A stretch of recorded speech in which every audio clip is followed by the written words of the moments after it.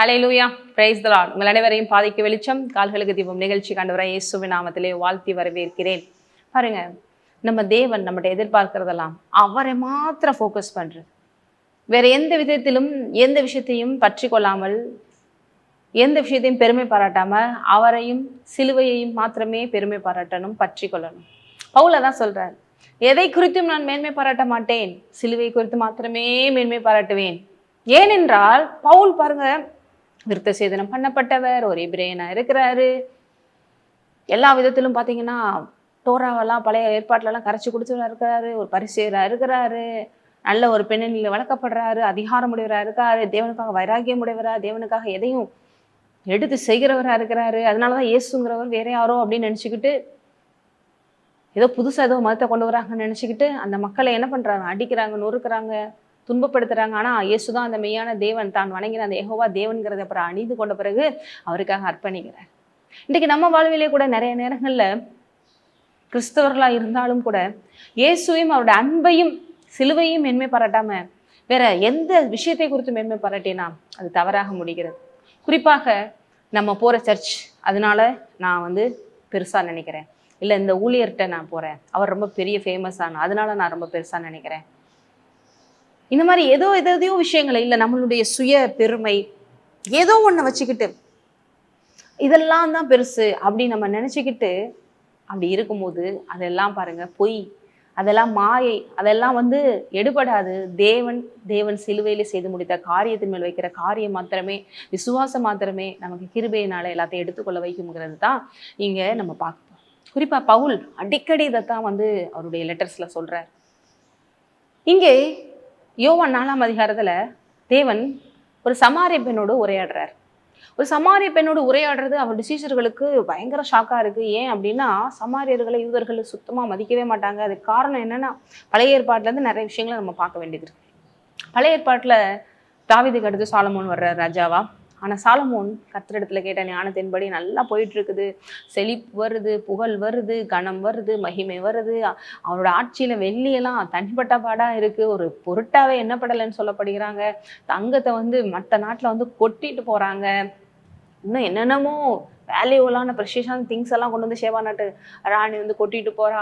உன் தேவன் பெரியவர்னு சொல்லி பாராட்டிட்டு போறாங்க. இவ்வளோ நல்லா போயிட்டு இருந்துச்சு. அதுக்கடுத்து ஆலயம் கட்டுறாரு, எல்லாம் போயிட்டு இருந்த பிறகு அவர் செய்த பெரிய தப்பு, கிட்டத்தட்ட 100, 200, 300 இல்லை, 1000 பாருங்க, 700 ஒய்ஃபையும் 300 மறுமனையாட்டிகளையும் அவர் என்ன பண்றாரு, தனக்காக ஏற்படுத்தி கொள்றது. பெரிய விளைவு. அவங்களாம் புறஜாதிகளா இருந்து அவங்களுடைய விக்கிரகங்களை கொண்டு அவங்களுடைய விக்கிரகங்களை வழிபட்டு, அடுத்து பாருங்க வயசான காலத்துல சாலமோனையும் அதன் பக்கம் திரும்ப செய்து, இது நிமித்தம் அவன் பலிபீடங்களை கட்டி செஞ்சு தேவனுடைய கோபத்துக்கு ஆளாகிறான். இதனால பாத்தீங்கன்னா தேவன் என்ன பண்ணியிருக்கலாம்னா என்னன்னாலும் பண்ணலாம் இவன் செஞ்ச அந்த துரோகத்துக்கு. ஆனாலும் தேவன் கிருபையுள்ளவராக இருக்கிறதுனால தாவீதுக்கு சொன்ன வாக்குத்தத்தத்தின்படி அவன் இருக்கிற வரைக்கும் அவன் ராஜ்யத்தை தேவன் எடுக்கலை. ஆனா பயங்கரமான நாசமோசங்களை லைஃப்ல லாஸ்ட்ல சந்திச்சுட்டு அதுக்கடுத்து மனம் மாறி பிரசங்கி புக்கை எழுதுறான். கர்த்தருக்கு கீழ்ப்படிதல் தான் ஒரே வழி, ஒரே பொறுப்பு, ஒவ்வொரு மனுஷனுக்கும் விழுந்த கடமைன்னு சொல்லிட்டு அதுக்கடுத்து ஒரு 80-81 வயசுல மரித்தான் என்று வரலாறு சொல்லுகிறது. 40 வருஷம் இஸ்ரேல் அரசாண்டான். அதுக்கடுத்து பார்த்தீங்கன்னா அவன் செய்தனுடைய விளைவுகளை அவனை மட்டும் பாதிக்கல, அவனுடைய பிள்ளைகளையும் பாதிக்குது, நாட்டை பாதிக்குது, எல்லாத்தையும் பெரிய அளவுக்கு பாதிப்பை கொண்டு வருது. எப்படி இந்த சமாரியா வந்துச்சுங்கிறத பத்தி நம்ம லைட்டா சொல்லிட்டு இருக்கோம். அப்போ அவனுடைய பையன் அடுத்தது சாலமோனுக்கு அடுத்து அரசனாகிறான், ரெகபோம். ஆனா அவர் பார்த்தீங்கன்னா தன்னுடைய அப்பாட்ட இருந்து கொஞ்சம் அந்த அட்ஜஸ்ட்மெண்ட் கூட இல்லாம மக்களை இன்னும் ரொம்ப ஸ்ட்ரிக்டா நம்ம ஆளணும், அப்பதான் இவங்க இருப்பாங்க அப்படின்னு சொல்லிட்டு பண்ணதுல மக்கள் 2ஆ பிரிஞ்சிடுறாங்க. தேவன் அதுக்கு முன்னாடி ஒரு ராஜா இப்படியாக நாசமோசங்களை எல்லாம் சந்திக்க போறான்னு சொல்லிட்டு இந்த ராஜாவுடைய கீழ்ப்படிதல் இல்லாததுனால அவனுடைய ராஜ்யம் 12ஆ பிளவுபட போறது அப்படிங்கிறத அவன் என்ன பண்றான், தேவன் ஒரு தீர்க்கதரிசி மூலமா, முதலே அகியாங்கிற தீர்க்கதரிசி மூலமா சொல்லிடுறாரு. அவருடைய சால்வை எடுத்துட்டு 12 துண்டுகளை வெட்டி இப்படிதான் இந்த ராஜ்யம் பிளவுபட போகுதுன்னு. இதை கேள்விப்பட்டு அவருடைய பையன் கூட கொஞ்சம் டென்ஷன் ஆகுறாரு.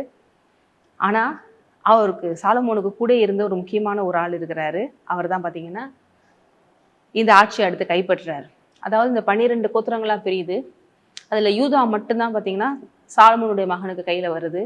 மற்ற 11ஐயும் யார் எடுத்துடுறா அப்படின்னா இந்த இன்னொரு ஆள் எடுக்கிறார். அவர் தான் பேரு சாலமோன் வந்து ரொம்ப கூடயே இருந்த ஒரு முக்கியமான ஒரு ஆளு. யெரொபெயாம் அப்படின்னு சொல்லி ஒரு பேர் போட்டிருக்கு. யெரொபெயாம் மக்களை 11 பேரையும் கூட்டுக்கிட்டு இஸ்ரேலுங்கிற டைட்டிலில் பிரிஞ்சிடுறாரு. இங்கே சாலமோனுடைய பையன் என்ன பண்ணுறாரு, யூதாங்கிற டைட்டிலில் பிரிஞ்சிடுறாரு. இப்படியாக தெற்கு வடக்குன்னு பிரிஞ்சிருது. இந்த பிரிவுக்கு கூட காரணம் என்ன, சாலமோனுடைய கீழ்ப்படியாமை. இல்லைன்னா அழகா ஒன்றா போயிருந்திருக்கும் இல்லையா. இப்படி உள்ளுக்குள்ள நிறைய விஷயங்கள்.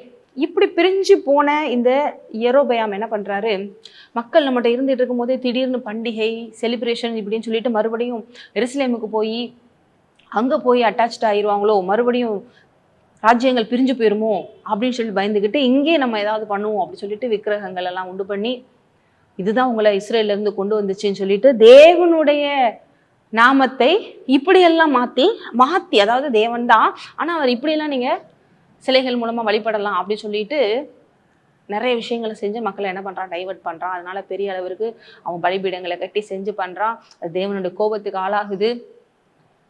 இங்கே தேவன் ஒரு பேர் சொல்லப்படாத தீர்க்கதரிசி அனுப்பி அங்கே பலிபீடங்களெல்லாம் இடித்து போட வைக்கிறாரு.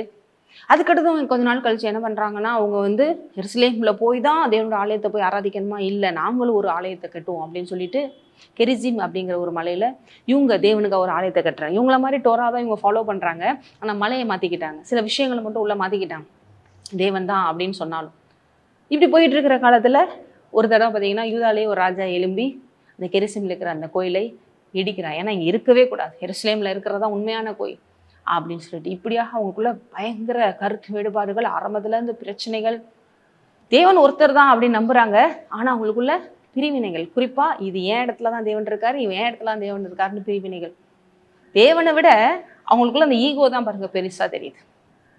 இப்படி இந்த சமாரிகள் எப்படி வந்தாங்கன்னா, இப்படி இந்த ரெகொபெயாம் மூலமாக பிரித்து போகப்பட அந்த 11 கோத்திரங்கள் கொஞ்ச நாள் கழிச்சு பார்த்தீங்கன்னா வெளியிலேருந்து ராஜாக்கள் வந்து அடிமைத்தனத்தில் இங்கேருந்து கொண்டு போகிறாங்க.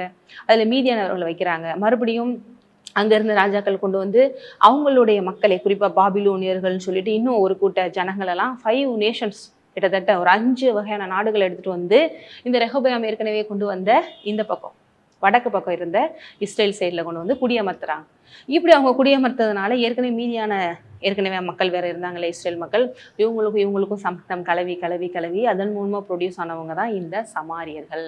அதனால இஸ்ரேலிலேயே பார்த்தீங்கன்னா யூதர்களுக்குள்ளேயே எருசலேம் இந்த சைடில் இருக்கிறவங்க தான் பார்த்தீங்கன்னா உண்மையான யூதர்களாகவும், இவங்க கலப்படம் உள்ளவர்கள். அதனால இவங்களும் சுத்தமாக என்ன பண்ண மாட்டாங்க, மதிக்கவே மாட்டாங்க. இப்படி தான் பார்த்தீங்கன்னா சமாரியாவுக்கும் யூதாவுக்கும் ஒரு பெரிய பிரிவினை வந்துச்சு. இந்த சூழ்நிலையில தான் இயேசு கிறிஸ்து இந்த உலகத்தில் வரப்பொழுது, குறிப்பாக யூதர்கள் வந்து இஸ்ரேலுக்கு போகிறதுக்கு சமாரியாவில் போனால் கொஞ்சம் ஷார்ட்கட், ஆனால் அப்படி போகாமல் வேணுனே பார்த்தீங்கன்னா லாங் டிஸ்டன்ஸில் போவாங்க. ஏன்னா அந்த சைடு போகக்கூடாது, பட்டாலே தீட்டு, அவங்க காற்று பட்டாலே தீட்டு, அதுலேயும் பெண்களை ரொம்ப இழிவாக அவங்க பார்த்தாங்க. அப்படிப்பட்ட ஒரு ஒஸ்டான சுச்சுவேஷனில் இவர் ஒரு போதகராக இருந்தும் யூதனாக இருந்தும் சமரியாவுக்கு போய் அங்கே போய் ஒரு பெண்ணோட பேசுகிறத பார்த்துட்டு தான் சீஷர்களுக்கு ஷாக். ஆல்சோ அவங்களுக்கு நிறைய விஷயங்களை சொல்லி தான் அந்த மெய்யான தேவன் உங்களுக்குள்ளே இருக்கிற அந்த வேற்றுமைகள் எல்லாம் மாற்றி இந்த உலகத்தில் சமாதானத்தை கொண்டு வர வந்தேன் அப்படிங்கிறத அந்த பெண்ணுக்கு என்ன பண்ணுறாரு, புரிய வைக்கிறாரு. அங்கே தான் பார்த்தீங்கன்னா 4ஆம் அதிகாரத்தில் இந்த விஷயங்கள் நடக்குது. 9 பாருங்க, யூதர்கள் சமாரியனுடனே சம்பந்தம் கலவாதலானபடியா சமாரியா ஸ்திரீ அவரை நோக்கி, நீர் யூதனாய் இருக்க சமாரிய ஸ்திரீயாக என்னிடத்தில் தாகத்துக்கு தா என்று எப்படி கேட்கலாம்? ஏன்னா தேவன் வந்து கிணத்துக்கிட்ட போகும்போது தாகத்துக்கு தான் சொல்லி பேச்சு கொடுக்குற மாதிரி கேட்குறாரு. அதுக்கு இப்படி சொல்கிறான், நீங்களாம் எங்களை மதிப்பீங்களா, நீங்களாம் எங்களோட சேருவீங்களா, நீங்களாம் சம்பந்தம் கலவீங்களா, நீங்கள் போய் எங்கிட்ட போய் தண்ணி கேட்கலாமா அப்படி சொல்லி. அதுக்கு பின்னால் இவ்வளோ விஷயங்கள் இருக்குன்னு நான் லைட்டாக சொல்லியிருக்கேன். இயேசு அவளுக்கு பிரதித்திரமாக, நீ தேவனுடைய ஈவையும் தாகத்துக்கு தா என்று உன்னிடத்தில் கேட்டவர் இன்னார் என்பதையும் அறிந்திருந்தேயானால் நீயே அவரிடத்தில் கேட்டிருப்பாய், அவர் உனக்கு ஜீவ தண்ணீரை கொடுத்திருப்பார். ஆண்டவர் சொல்றாரு, உனக்கு யாரு என்ன கேட்டுட்டு இருக்கான்னு தெரியாது, யார் கூட பேசிட்டு இருக்கேன்னு தெரியல, நீ அப்படி தெரிஞ்சா நீயே கெடுத்திருப்ப, நீயே வந்து அவரை நினைச்சு சந்தோஷப்பட்டிருப்ப அப்படின்னு சொல்லிட்டு அதுக்கடுத்து பேசுறா. அதுக்கு அந்த ஸ்ரீ, ஆண்டவரே மொண்டு கொள்ளும் இடத்தில் பாத்திரமில்லையே, கிணறும் ஆழமா இருக்கிறதே, பின்ன எங்கிருந்து உமக்கு ஜீவ தண்ணீர் உண்டாகும்? அப்போ பாருங்க அவன் சொல்றா, உங்களுக்கு தான் பாத்திரம் கூட இல்லை, ஜீவ தண்ணீர் எங்கே போய் எடுப்பீங்க, கிணறு ஆழமா இருக்கு, எப்படி நீங்க எடுப்பீங்க? அவளுக்கு லிட்டரலா ஒன்றுமே புரியல. அவர் ஆவியானவரை பத்தி பேசிக்கிட்டு இருக்கிறாரு, சமாதானத்தை கொடுக்க வந்திருக்கிறேன். ஏன்னா அவள் லைஃப்ல ஏற்கனவே 5 புருஷர்கள் இருக்கிறாங்க, அதனால சமாதானம் இல்லாம இருக்கிறான். நம்மள மாதிரி ஆளுகள்லாம் இருந்தான்னா இதெல்லாம் முதலே தெரிஞ்சிச்சுன்னா அவங்கள மாதிரி கிட்ட பக்கத்திலே போக மாட்டோம். ஆனா தேவன் பாருங்க பாவிகளுக்கு ரட்சிப்பை கொடுக்கவே இந்த உலகத்துல வந்தாராகவே அவங்கள தேடி போறார். அவன் மனதில் இருக்கிற எல்லா காயங்களையும் அறிந்து அவளுக்கு ஒரு புது வாழ்வை கொடுக்க போறாரு. சமாரியர்களை வித்தியாசம் பார்க்கல, ஏன்னா அவர்கிட்ட பார்ஷியாலிட்டி கிடையாது. அவர் எல்லாரையும் நேசிக்கிற தகப்பன். இந்த உலகத்தை படைக்கும் போது நான் எந்த விதத்திலும் பார்ஷியாலிட்டியோட நான் படைக்கல, எல்லாரும் நேசிக்கிற தகப்பன். ஆனா பாவம் சாபம் வந்து இப்படி ஆக்கிருச்சு, ஆனா அதை மாற்றவே நான் வந்தேன் என்று காண்பிக்க தான் சமாரியர்கிட்ட போய் சமாரிய ஸ்திரீயோட பேசுறார். அவருக்கு என்ன செய்யறோம் அப்படிங்கிறது அவருக்கு தெரியும். அவர் இந்த உலகத்துல வாழும்பொழுது ஓய்வு நாளை பத்தி அவங்க அதிகமா சொல்லும் போது ஓய்வு நாளை தான் சுகப்படுத்தி காமிப்பேன்றாரு. இப்படி ஒவ்வொரு விஷயத்தையும் தேவன் ஆரம்பத்துல எதுக்கு கொண்டு வந்தார், ஆனா மக்கள் அதை எப்படி மாத்தி இன்னைக்கு எடுத்து குட்டிச்சோறு ஆக்கி வச்சிருக்காங்க ஆண்டவர் பேர்ல. ஆகவே அப்படி இல்லை, அன்புதான் பெருசுங்கிறத காமிக்க வர்றாரு. ஆகவே இந்த இடத்துலயும் அப்படிதான் பேச போயிட்டு இருக்கு. அப்ப நிறைய விஷயங்கள் அவங்களுக்குள்ள இன்னும் அதிகமா போயிட்டு இருக்கு. எங்க கிணறு யார் தந்தா அதெல்லாம் போயிட்டு இருக்கு. நம்ம முக்கியமான வேற பாயிண்ட்டுக்கு வரும். அடுத்து பார்த்தீங்கன்னா அந்த இன்சிடென்ட்டை தேவன் சொல்றாரு, உனக்கு 5 புருஷர்கள் இருக்காங்க, இப்போ இருக்கிற புருஷர்கள் சொல்றது இவளுக்கு ஆச்சரியமா இருக்கு. எப்படி இவருக்கு என்ன லைஃப்ல நடந்தது தெரியும், உண்மையிலேயே ஒரு தீர்க்கதரிசி தான். இங்க குறிப்பா இன்னொரு விஷயத்தை தான் நம்ம பார்க்க போறோம். 19 அப்பொழுது அந்த ஸ்திரீ அவரை நோக்கி, ஆண்டவரே நீ தீர்க்கதரிசி என்று காண்கிறேன், எங்கள் பிதாக்கள் இந்த மலையிலே தொழுது கொண்டு வந்தார்கள். அதாவது கெரிசின் மலையில ஏற்கனவே வந்து ஒரு ஆலயம் கட்டியிருந்தாங்க சொல்லலையா, அது இடிக்கப்பட்டு விட்டது. ஆனா அவங்க அதை தான் பார்த்து தொழுதுகிட்டு இருப்பாங்க. நீங்கள் எருசலேமில் இருந்த ஸ்தலத்திலே தொழுது கொள்ள வேண்டும் என்கிறீர்களே என்றான். உங்களுக்குள்ள இப்படி ஒரு பாகுபாடு இருக்கே, நம்ம இங்கே தான் நாங்கள் தொழுது கொள்றோம், நீங்க அங்கே தானே தொழுது கொள்ளுன்றீங்க அப்படின்னு. அதற்கு இயேசு ஸ்திரீயே, நான் சொல்லுகிறதை நம்பு, நீங்கள் இந்த மலையிலும் எருசலேமிலும் மாத்திரமல்ல எங்கும் பிதாவை தொழுது கொள்ளும் காலம் வரும். ஹல்லேலூயா. தேவன் சொல்றாரு, இங்கதான் தேவன் இருக்காரு, அங்கதான் தேவன் இருக்காரு, அப்ப எல்லா இடத்துலயும் இருக்க போறேன், இன்னும் சொல்லப்போனா எல்லாருக்குள்ளேயும் நான் வரப்போறேன், அதற்காகவே நான் வந்தேன், அந்த டைம் வரப்போகுது அப்படின்னு சொல்றாரு. நீங்கள் அறியாததை தொழுது கொள்கிறீர்கள், நாங்கள் அறிந்திருக்கிறதை தொழுது கொள்கிறோம், ஏனென்றால் ரட்சிப்பு யூதர்கள் வழியாய் வருகிறது. தேவன் சொல்றாரு, ரட்சிப்பு யூதர்கள் வழியா தான் வருது, இதோ நான் வந்திருக்கிறேன், அதனாலதான் நான் இங்க வந்து பிறந்திருக்கிறேன், நான் தான் அந்த மெஸ்ஸையா, யாரு கூட நீ பேசிக்கிட்டு இருக்கேன்னு தெரிஞ்சா உனக்கு எல்லாமே புரியும் அப்படின்னு சொல்றாரு. ஆல்சோ என்ன சொல்றாரு, உண்மையாய் தொழுது கொள்கிறவர்கள் பிதாவை ஆவியோடும் உண்மையோடும் தொழுது கொள்ளும் காலம் வரும். ஏன்னா இவங்க வந்து எருசலேம் தான் பெருசு அப்படின்னு சொல்லிட்டு பிடிச்சு வச்சுக்கிறாங்க. இவங்க வந்து எருசலேம் தான் பெருசு, உண்மையிலே தேவனை யாரும் பெருசா நினைக்கல. அவரோட ஈகோ, எங்களுக்கு இதுதான் பெருசு, எங்க ஊர் தான் பெருசு, எங்களுக்கு எங்க ஊர் தான் பெருசு, என் சைடு தான் பெருசுன்னு அந்த சுயம்தான் பாருங்க அங்க பெருசா இருக்கு. உண்மையா தேவனை தொழுது கொள்ளல. அதனால தேவன் சொல்றாரு, எப்பா அங்க எனக்காக அவங்க போராடினதை விட என்னைய வச்சுக்கிட்டு அவங்க மாத்தி மாத்தி போராடிக்கிட்டு இருக்காங்க, இடத்துக்காக தான் போராடிட்டு இருக்காங்க, தன் சுய பெருமைக்காக தான் போராடிட்டு இருக்காங்க. ஆனா ஒரு நாள் வரும், உண்மையாய் ஆவியோடு தொழுது கொள்கிற காலம் வரும். எந்த இடத்துல இந்த மலையில தான் இருக்காரு, அந்த மலையில தான் இருக்காரு அப்படின்னு இல்லை. இன்னைக்கு கூட ஆரம்பத்துல நம்ம பார்த்த மாதிரி எத்தனை கிறிஸ்தவர்கள் வந்து இந்த சபையில தான் தேவன் இருக்காரு, அந்த சபையில தான் தேவன் இருக்காரு, இப்படி ட்ரெஸ் போட தான் தேவன் இருக்காரு, அப்படி ட்ரெஸ் போட தான் ஆண்ட தான் இருக்காரு, பெண்ட இல்லை, பெண்டெல்லாம் அவர் வந்து மதிக்க மாட்டாரு, பாரபட்சம் பார்க்கறாரு. அதே போல எத்தனையோ விஷயங்களை அவங்க குளறுபடி, இப்படி இருக்கணும் அப்படி இருக்கணும். தேவன் சொல்றாரு, எதுலையும் இல்லை, உண்மையோடும் ஆவியோடும் அவரை தொழுது கொள்கிற காலம் வரும். அப்படிப்பட்ட ஒரு நாள் வருகிறது. நீங்க அவரை ஆவியில் அப்படியே உணர்ந்து அப்பா என்று உள்ளார்ந்து இதயத்தோடு கூப்பிட்டாலே அந்த இடத்துல அவர் வருவாரு, அவரோட நீங்க பேச முடியும், உறவாட முடியும். இன்னும் சொல்ல போனா அவரே உங்களை வந்துடுறாரு. அப்படிப்பட்ட நாள் வரப்போது, நான் எல்லாத்தையும் மாத்த போறேன் அப்படின்னு சொல்லி அது இப்பொழுதே வந்திருக்கிறது. தம்மை தொழுது கொள்கிறவர்கள் இப்படிப்பட்டவர்களா இருக்கும்படி பிதாவானவர் விரும்புகிறார். இப்படிதாம்மா இருக்க விரும்புறாரு. என்னை அங்க வந்து பாரு, என்னை இங்க வந்து பாருன்னு சொல்லி புறஜாதிகள் இருக்கிற தெய்வங்களை மாதிரி தேவன் சொல்றது இல்லை. உண்மையாய் ஆவியோடு என்னை நோக்கி பாரு, முழு உள்ளத்தோடு, முழு ஆத்மாவோடு, முழு பலத்தோடு, முழு மனதோடு என்னை தேடு, அப்பொழுது என்னை கண்டடைவாய், என்னிடத்துல அப்படி அன்பு கூறு அப்படிங்கிறார். தேவன் ஆவியாய் இருக்கிறார். அவரை தொழுதுகிறவர்கள் ஆவியோடும் உண்மையோடும் அவரை தொழுது கொள்ள வேண்டும். அவர் வந்து இதோ இந்த மலையில தான் இருக்காரு, இந்த கோயிலுக்குள்ளதான் இருக்காரு, இந்த போட்டோக்குள்ளதான் இருக்காரு, இந்த சிலைக்குள்ளதான் இருக்காரு இல்லப்பா, அவர் ஆவியா இருக்கிறார். அவர் எந்த விதத்திலும் கண்ட்ரோல் பண்ண முடியாதவரா இருக்கிறார். இவ்வளவு பெரிய உலகத்தையும் நம்ம எதையும் கண்ட்ரோல் பண்ண முடியாதுன்னா அது எல்லாத்தையும் படைத்த தேவன், பெரிய தேவன், அவர் எப்படி எந்த கண்ட்ரோல் பண்ண முடியும்? ஆகவே அப்படி கிடையாது, இது எல்லாமே மாறப்போகுதுமா, எல்லாத்தையும் மாத்த போறேன் அப்படிங்கிறார். அந்த ஸ்திரீ அவரை நோக்கி, கிறிஸ்து எனப்படுகிற மெசியா வருகிறார் என்று அறிவேன், அவர் வரும்பொழுது எல்லாவற்றையும் நமக்கு அறிவிப்பார். அப்ப சொல்ற, ஆமா எல்லாமே மாறும், ஒரு நாள் மெசியா வந்து எல்லாத்தையும் மாத்துவார்னு எங்களுக்கும் தெரியும், அவர் எல்லாத்தையும் சொல்லி கொடுப்பாராம், எல்லாம் மாத்துவாராம் அப்படின்னு சொல்லும் போதுதான் அவளுக்கான உண்மையிலேயே ஒரு நல்ல ஞானம், மெசியாவை பத்திலாம் கனெக்ட் பண்ணி பாக்குறான். இப்போ இயேசு சொல்றாரு, உங்களோட பேசுகிற நான் தான் அவர். அல்லேலூயா. அவளுக்கு ஒரு நிமிஷம் கையும் ஓடலை, காலும் ஓடலை. ஏற்கனவே அவன் லைஃப்ல நடந்தது, ஏற்கனவே ஒரு பேசுறது, எல்லா விஷயங்களும் வச்சு பார்க்கும்போது இவர் தான் அவர்னு சொல்ல வாயிலையும் சொல்ல கேள்விப்பட்டோனையும் உடனே ஊருக்குள்ள போய் இயேசுவை பற்றி சொல்லி பெரிய ஜனக்கூட்டமே அவரை ஃபாலோ பண்ணி வருது பாருங்க. இங்க பாத்தீங்கன்னா சொல்லியிருக்கு பாருங்க. அப்பொழுது அந்த ஸ்திரீ தன் குடத்தை வைத்துவிட்டு ஊருக்குள்ளே போய் ஜனங்களை நோக்கி செய்த எல்லாவற்றையும் ஒரு மனுஷன் எனக்கு சொன்னார், வந்து பாருங்கள் அவர் கிறிஸ்துதானோ என்றால். ஊரிலிருந்து புறப்பட்டு அநேகரவனுக்கு வர்றாங்க. அப்போ அவர்கிட்ட கேட்குறாங்க பாருங்க, இயேசுட்ட, ரபி போஜனம் பண்ணும் என்று வேண்டிக் கொண்டார்கள். இப்படி ஒரு சில சுவிசேஷங்கள் எல்லாம் அவங்க போனாரு அப்படின்னு கூட சில இடங்கள்ல போடப்பட்டிருக்கு. அப்போ இந்த இடத்துல சீஷர்கள் ஏற்கனவே பசிக்காக தான் சாப்பாடை தேடி போனாங்க. அந்த இன்பிட்வீன் டைமில் தான் இந்த இன்சிடென்ட் நடக்குது. தேவன் சொல்கிறாரு, எனக்கு ஏற்கனவே நல்ல சாப்பாடு கிடச்சிருச்சு, இங்கே பாரு இத்தனை மக்களை பார்த்துட்டேன், இத்தனை பேர் ஆத்துமக்கள் அறுவடை பண்ணிட்டேன்.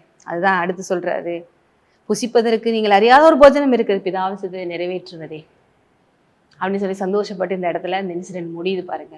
இன்றைக்கும் நம்ம பார்க்குறோம், தேவனை ஆவியோடும் உண்மையோடும் தொழுது கொள்ள வேண்டும். இன்னைக்கு நமக்குள்ள இருக்கிற தேவையில்லாத இதனால அதனால இதை வச்சு அதை வச்சுன்னு எந்த விதத்திலும் பெருமை பாராட்டாம, எந்த விதத்திலும் எனக்கு தேவன் இப்படிதான் அப்படிதான் பதிலளிப்பார்னு இல்லாம, உங்களுடைய ஹார்ட்ல இருந்து ஆவியிலிருந்து உண்மையாய் அவரை மாத்திரம், சிலுவையிலே செய்த காரியத்தை மாத்திரம், சிலுவையை மாத்திரம், இயேசு கிறிஸ்து செய்து முடித்த அந்த கிருபையால கிடைத்த அந்த ஆசீர்வாதத்தை மாத்திரம் பற்றி கொண்டீங்கன்னா உங்க வாழ்வில ஒரு நன்மை குறைப்படாது.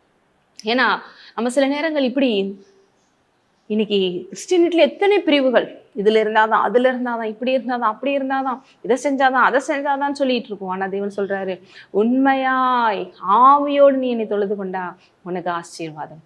இந்த ஸ்திரீயை பாருங்க, இப்படிப்பட்ட ஒரு ஆசீர்வாதத்தை பெற்றுக்கொள்றா. இப்படிதான் தேவன் இருக்கிறார், இப்படிப்பட்ட ஹார்ட்டை தான் அவர் உடையவராக இருக்கிறார். ஆகவே எல்லா தேவையில்லாத வேற்றுமைகள் எல்லாம் கலைந்து போட்டு ஒற்றுமையுடையவர்களாக நம்ம மாறும். இன்னைக்கு சபைக்குள்ள இருக்கிற பிரிவினைகள் மாறும், நமக்குள்ள இருக்கிற தேவையில்லாத குளறுபடிகள் மாறணும், எல்லாரும் நேசி கற்றுக்கொள்ளணும், அன்பு மாத்திரமே மேலோங்கி இருக்க வேண்டும். இப்படிப்பட்ட உள்ளத்துல தேவன் வாசம் செய்து உங்கள் மூலம் அநேகரை ரட்சிக்க விரும்புகிறார். எத்தனை பேர் இந்த சமாரிய ஸ்திரியை இயேசு ரட்சித்தது போல நீங்க நிறைய பேரை போய் பாவிகளை ரட்சித்து ஆண்டவர்கிட்ட கொண்டு வர போறீங்க. அப்படி தேவன் ரட்சிக்கப்படி அவங்களோட சுவிசேஷம் சொல்ல போறீங்க. அநேக ஆத்துமக்கள் அறுவடை பண்ண போறீங்க. அல்லேலூயா. செபிப்போம். நன்றி நன்றி நன்றி நன்றி தகப்பனே. ஆம் தகப்பனே, நாங்களும் ஆண்டவர் இயேசுவை போல எந்த பார்ஷாலிட்டியும் பார்க்கக்கூடாது, பாரம்பரியங்களே நாங்கள் பார்க்கக்கூடாது, கருத்து வேறுபாடுகளை பார்க்கக்கூடாது. நாங்கள் உண்மை போல எல்லாரும் நேசிக்கணும், தேவ சித்தத்தை மாத்திரம் நிறைவேற்றணும்.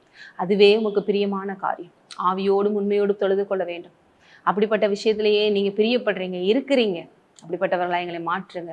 அதற்கு தடையா இருக்கிற எல்லா மாம்ச சிந்தனைகள், தேவையில்லாத சுய பெருமைகள், பாரம்பரியமான விஷயங்கள் எல்லாம் மாறட்டும், எடுக்கப்பட்டு போகட்டும். இயேசுவின் நாமத்திலே ஆமென்.